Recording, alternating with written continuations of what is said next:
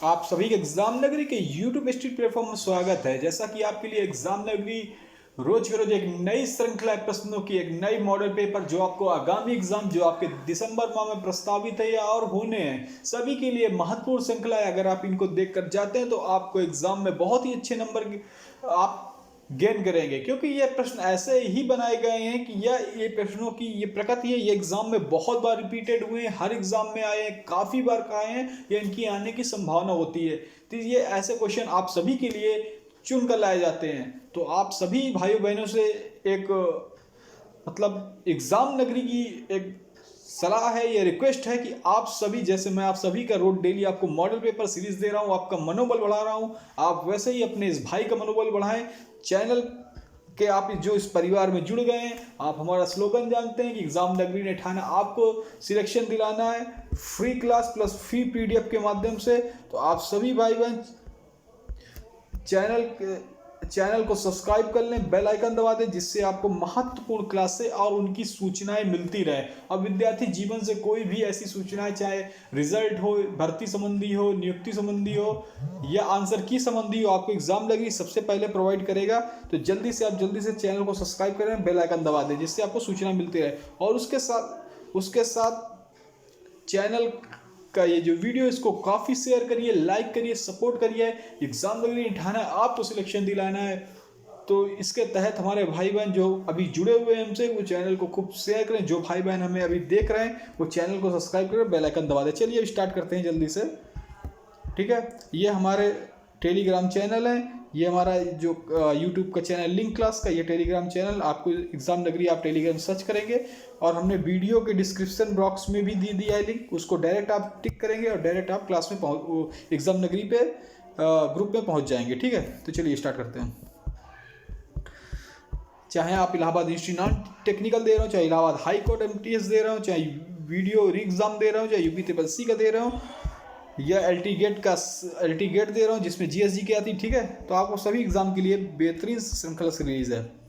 तो चलिए पहला क्वेश्चन देखते हैं। बंगाल का विभाजन किसके काल में हुआ? तो बंगाल का विभाजन लॉर्ड कर्जन के काल में हुआ। ये क्वेश्चन बहुत बार आए हुए हैं, इसीलिए आपके लिए लाए हुए हैं। तो जल्दी भाई बहन सब्सक्राइब करके तुरंत चलिए। बाजरे की फसल कब काटी जाती है? तो बाजरे की फसल अक्टूबर नवंबर में काटी जाती है। बाबर की आत्मकथा तुझके ए बाबरी किस भाषा में लिखी गई थी? तुझके ए बाबरी तुर्की भाषा में लिखी गई थी। बुद्ध के बचपन का क्या नाम था? बुद्ध के बचपन का नाम सिद्धार्थ था, और इनको एक नाम और बुलाया जाता तथागत। ठीक है, बुद्ध का अपनी अंतिम सांस कहाँ ली थी? तो कुशीनगर में ली थी। ठीक है, चलिए बैरम और इन्होंने प्रथम, अच्छा बुद्ध के बारे में देख लेते हैं। वैसे बुद्ध की मैंने पूरा बौद्ध धर्म की क्लास बना के डाल दी, सभी क्वेश्चन है, आप जाकर चैनल की प्लेलिस्ट में देख सकते हैं। ठीक है, तो थोड़ा थोड़ा अगर बता देता हूँ। तो सारनाथ में इन्होंने प्रवचन दिया था अपना। ठीक है, चलिए, और इनको ज्ञान की प्राप्ति कहाँ हुई थी? बोध गया में। ठीक है, बैरम खां ने किस बादशाह के लिए 4 वर्षों तक शासन की देखभाल की थी? तो बैरम खां ने अकबर के लिए देखभाल की थी। तो पानीपत का, जब मैंने कल बताया था कि पानीपत का प्रथम युद्ध किसके किसके हुआ था? बाबर और इब्राहिम लोधी की हुआ था। द्वितीय युद्ध किसके हुआ था? अकबर और हेमू के बीच हुआ था, जिसपे अकबर ने युद्ध जीत लिया था, हेमू पराजित हुआ था। ठीक है, चलिए पहला हिंदू शासक जो दिल्ली की राजगद्दी पर बैठा कौन है? हेमू। ब्रिटिश भारत का प्रथम वायसराय कौन था? लॉर्ड कैनिंग था। 1857 की क्रांति पर भारत का गवर्नर जनरल कौन था? तो लॉर्ड कैनिंग था। और सामग्री कौन थी? रानी विक्टोरिया।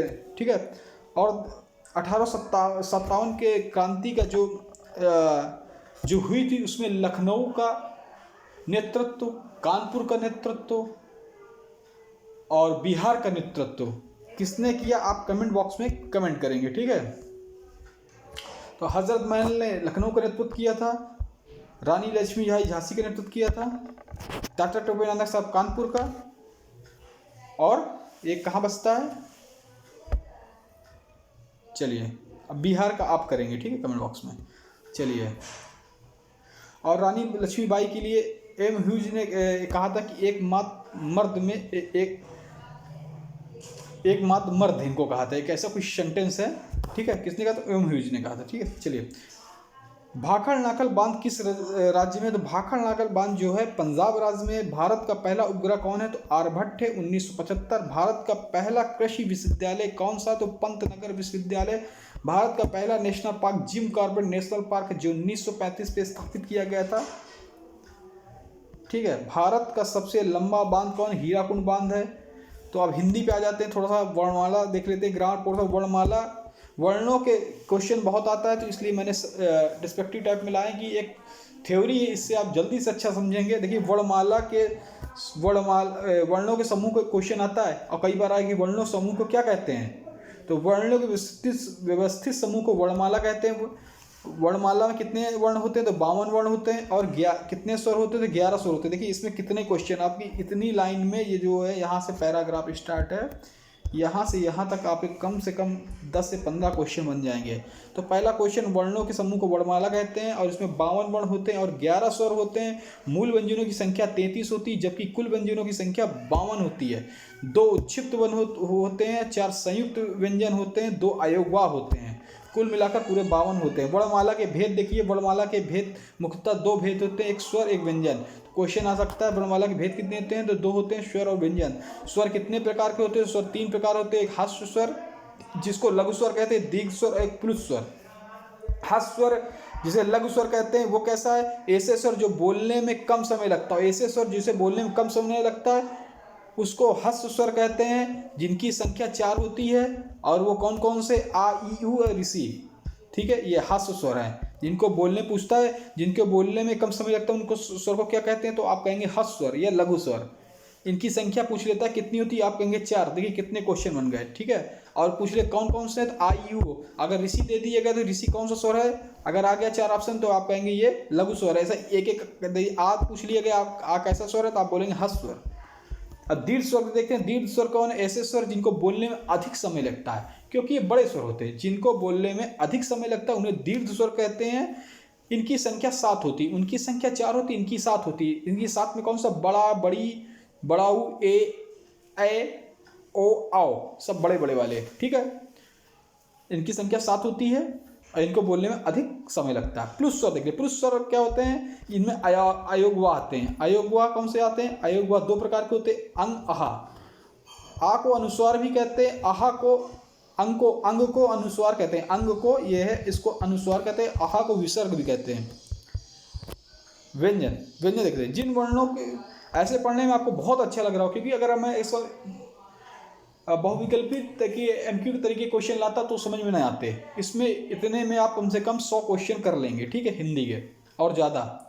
ठीक है, तो व्यंजन देखते, जिन व्यंजन, अगर आपको क्लास अच्छी लगी, जो भाई बहन अभी भी देख रहे हैं, अभी तक नहीं लाइक किया ना सब्सक्राइब किया, और सब्सक्राइब करके बेल आइकन दबा दे और लाइक बटन दबा दे। ठीक है, तो चलिए, जिन वर्णों को उच्चारण स्वर की सहायता से होता है। मैं आपका मोटिवेशन कर रहा हूँ, आप मेरा मोटिवेशन करिए। मेरा बल, मैं आपको मनोबल बढ़ाता हूँ, आप मेरा बढ़ाइए। इसके लिए क्या करना पड़ेगा? अपने इस परिवार को, सदस्य को बड़ा करिए, सब्सक्राइब करवाइए, लाइक करवाइए, शेयर करिए, अपने दोस्तों को शेयर करिए। जिन वर्णों का उच्चारण स्वर की सहायता से होता है उन्हें व्यंजन कहते हैं। देखिए, जिन वर्णों का उच्चारण स्वर की सहायता से होता है उन्हें व्यंजन कहते हैं। स्वर मैंने कल पढ़ा है, तो स्वर को सहायता नहीं लगती। ठीक है, और ये व्यंजन कितने प्रकार के? तो व्यंजन 5 प्रकार के होते हैं। कौन कौन से? अंतस्थ व्यंजन, ऊष्म व्यंजन, उच्छिष्ट व्यंजन, संयुक्त व्यंजन। ठीक है, चलिए स्पर्श व्यंजन में देख लेते हैं कौन कौन से व्यंजन है। स्पर्श व्यंजन, इनकी संख्या 25 होती है। ये प्रत्येक वर्ग में 5 अक्षर होते हैं, और हर प्रत्येक अक्षर का 5वां अक्षर का, खा, गा, घा, अंगा। हर प्रत्येक वर्ग का 5वां अक्षर अनुनासिक कहते हैं। ठीक है, ऐसे का वर्ग किसमें आता है? कंठ वर्ग में आता है। ठीक है, इनकी संख्या 25 होती है। प्रत्येक वर्ग में 5 अक्षर होते हैं। जैसे का वर्ग, कंठ, चा, छा, जा, और इनको संघर्षी भी कहते हैं, टा, ठा, डा। इनके देखिए, ये पहला किससे है? तो कंठ, चा, चा। अब बताइए चा वर्ग किसमें आएगा? एक सूत्र होता है के, टी, डी, एम। तो ये कंठ वर्ग, चा, छा, तालु, चा, छा, जा, और टा, था, ढा, मूर्धन, टा, ठा, धा। तो क्या होगा? ता, था, धा।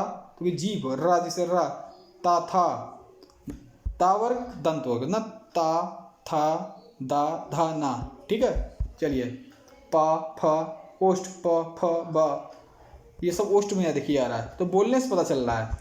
अंतस्थ व्यंजन, अंतस्थ व्यंजन की कितनी संख्या होती है? 4 होती है। ये या रा ला वा, उस व्यंजन, इसमें 3 प्रकार के सा एक हा होती है, इनकी संख्या भी 4 होती है। तो उस व्यंजन, इनकी भी संख्या 4 होती है। अंतस्थ व्यंजन, इनकी भी संख्या 4 होती है। और उस व्यंजन में क्या होता है? 3 प्रकार के सा सा हा भी इसमें होता है, ठीक है। उच्छिप्त व्यंजन ये 2 होते हैं, उच्छिप्त व्यंजन ये 2 होते हैं। इन्हीं को एक नाम और दिया जाता है द्विगुण व्यंजन। पूछा द्विगुण व्यंजन कौन होते हैं? 4 ऑप्शन दे दिया गया, तो जिसमें होगा ढ ड, ये उच्छिप्त व्यंजन है, इन्हीं को द्विगुण व्यंजन भी कहते हैं। चलिए आपको मेरे ख्याल से बहुत अच्छा समझ में आ रहा होगा, केवल लाइक करिए, शेयर करिए। संयुक्त व्यंजन, इनकी संख्या 4 होती है। देखते कौन कौन से हैं? छत्रग्र, छत्रग्र। आप पूछ सकता है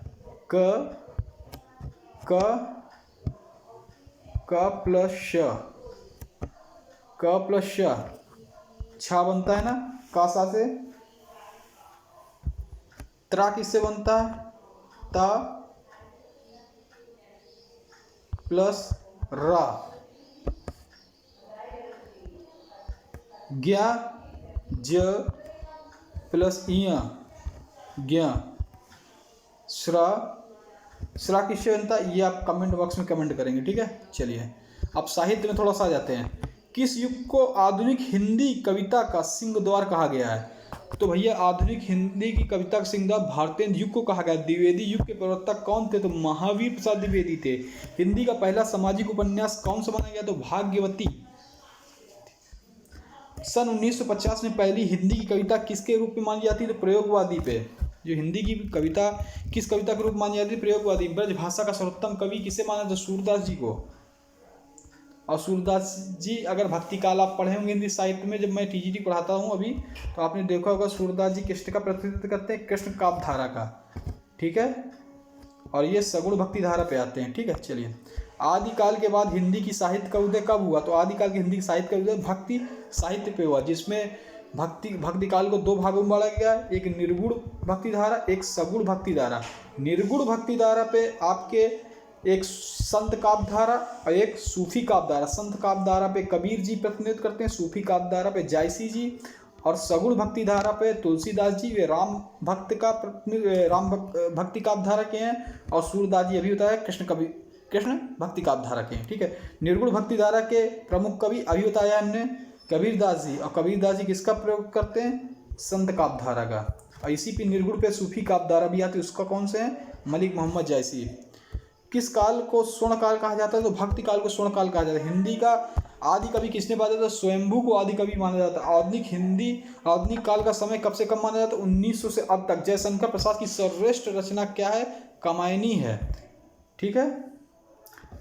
और स्कंदगुप्त चंद्रगुप्त भी इन्हीं की रचना है।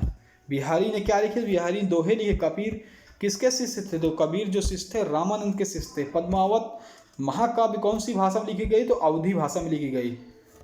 राष्ट्रीय आंदोलन की घटनाएं देख लेते हैं जल्दी से एक नज़र। 1904 भारतीय विश्वविद्यालय अधिनियम पारित हुआ था। 1904 को भारतीय विश्वविद्यालय अधिनियम पारित हुआ। कब पारित हुआ था? 1904 को भारतीय विश्वविद्यालय अधिनियम। 1905 बंगाल विभाजन। 1906 मुस्लिम लीग स्थापना। 1907 सूरत अधिवेशन। 1907 सूरत अधिवेशन। 1909 मांटो मिर्लो सुधार। 1911 ब्रिटिश सम्राट का दिल्ली दरबार। 1916 होम रूल लीग निर्माण। 1916 मुस्लिम लीग कांग्रेस का समझौता। कहाँ? लखनऊ पैक्ट। महात्मा गांधी चंपारण आंदोलन 1917। चंपारण अगर पूछ रहे तो 1917। 1919 रॉलेट एक्ट। 1919 में जलियांवाला बाग हत्याकांड हुआ था। 1919 में माल्टी चेम्सफोर्ड सुधार। 1920 खिलाफत आंदोलन। 1920 में ये असहयोग भी आंदोलन होता। 1922 में चौरी चौरा कांड। 1927 में साइमन कमीशन की नियुक्ति। 1928 में साइमन का भारत आगमन। 1929 में भगत सिंह द्वारा केंद्रीय असेंबली में बम विस्फोट। 1929 में कांग्रेस द्वारा पूर्ण स्वतंत्रता की मांग। पूछता पूर्ण स्वतंत्रता की मांग कांग्रेस द्वारा कब? 1929। 1930 में संविनय अवज्ञा आंदोलन। 1930 में ही प्रथम गोलमेज सम्मेलन। 1931 में द्वितीय गोलमेज सम्मेलन। इसी पे गांधी जी गए थे, ठीक है। 1932 में तृतीय गोलमेज सम्मेलन, और तीनों गोलमेज सम्मेलन किसने भाग लिया था? तो डॉक्टर भीमराव अम्बेडकर। ठीक है। 1932 में सांप्रदायिक निर्वाचन प्रणाली की घोषणा, और 1932 में पूना पैक्ट, जिसमें गांधी जी और भीमराव अम्बेडकर जी द्वारा, ठीक है, जो निर्वाचन प्रणाली थी उसमें बात हुई थी। ठीक है। 1942 भारत छोड़ो आंदोलन, 1942 में क्रिप्स मिशन का आगमन, 1943 आज़ाद हिंद फौज की स्थापना 43 में, 1946 में कैबिनेट मिशन का आगमन, और 1946 में भारत संविधान सभा का निर्वाचन। 1946 अंतरिम सरकार की स्थापना पूछती कब है? 1946 को अंतरिम, और 1947 को भारत विभाजन की माउंटेन बेल्ट योजना, जो भारत का विभाजन हुआ 1947 में भारत की स्वतंत्रता प्राप्ति। तो आप ये कैसे लगे क्वेश्चन? आप चैनल को सब्सक्राइब लाइक करिए। एग्जाम नगरी नहीं ठाना, आपको सिलेक्शन दिलाना है, तो आपको इसी उद्देश्य में फ्री क्लास, फ्री नोट्स सभी आपको प्रोवाइड होगी। बस आप चैनल को सब्सक्राइब कर लें, बेल आइकन दबा दें और चैनल को शेयर कर लाइक करें, जिससे आपको सूचना मिलती रहे। धन्यवाद।